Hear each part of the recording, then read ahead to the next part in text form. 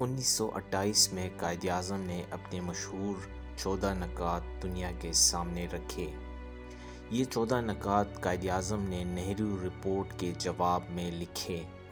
ان 14 نکات میں قائد اعظم نے یہ بات کھل کے لکھی کہ متحدہ ہندوستان میں آنے والی کوئی بھی حکومت اس وقت تک تسلیم نہیں کی جائے گی جب تک مسلمانوں کے حقوق کو تحفظ نہ دیا جائے، اور کسی بھی ایسی شرط یا آئینی شق کو نہیں مانا جائے گا جو مسلمانوں کے حق کے خلاف ہو۔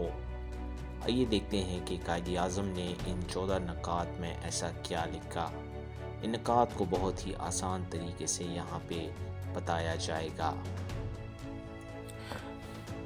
ہندوستان میں مستقبل میں آنے والا کوئی بھی آئین وفاقی آئین ہونا چاہیے، لیکن اس میں کچھ اختیارات صوبوں کو بھی حاصل ہوں گے۔ تمام صوبوں کو ایک جیسے مساوی اختیارات دیے جائیں گے۔ ہندوستان کی تمام آئین ساز اسمبلیوں میں اقلیتوں کو مکمل اور ایفیکٹو اختیارات حاصل ہوں گے۔ مرکزی قانون ساز اسمبلی میں مسلمانوں کی تعداد کبھی بھی 1/3 سے کم نہیں ہوگی۔ ہندوستان کے تمام علاقائی گروپس کی اپنی اپنی الگ نمائندگی ہوگی۔ اس میں ہر قسم کے نسلی اور علاقائی لوگوں کو شامل ہونے کی اجازت ہوگی۔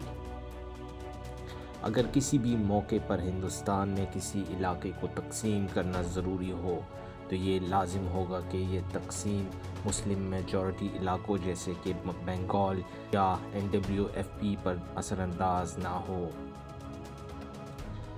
الگ مذہب، عبادت، اپنے مذاہب کی اشاعت اور دعوت اور دوسروں کو اپنے مذاہب سے آگاہ کرنا، تمام چھوٹے بڑے مذاہب کے ماننے والوں کو یہ اجازت ہونی چاہیے کہ وہ یہ سب کچھ آزادی سے کر سکے۔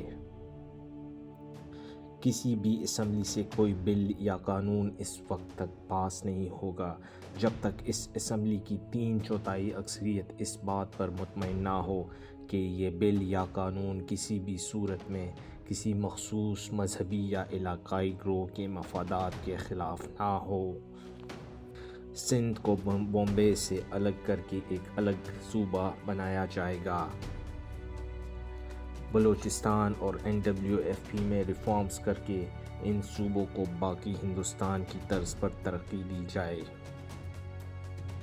ایسے قوانین بنائے جائے جس سے مسلمانوں کو ان کے حق کے برابر کوٹا ہر اسمبلی میں مل سکے۔ یہ کوٹا اتنا ہی ہونا چاہیے جتنا دیگر ہندوستانی قومیتوں یا مذہبی گروپس کو حاصل ہے۔ ہندوستان کا آئین اس بات کو یقینی بنائے کہ مسلمانوں کے مذہبی حقوق کو مکمل تحفظ فراہم کیا جائے۔ اس کے ساتھ ساتھ مسلمانوں کے کلچر، ان کے تعلیمی نظام، زبان، قوانین کو بھی محفوظ کیا جائے۔ یہ بھی ضروری ہوگا کہ ہندوستان کے چیریٹیبل اداروں کو ریاست اور علاقائی حکومتوں سے فنڈنگ ملے۔ مسلمانوں کو کم از کم 1/3 اکثریت دیے بغیر کسی بھی قسم کی صوبائی، مرکزی یا علاقائی کابینہ نہیں بنائی جا سکے گی۔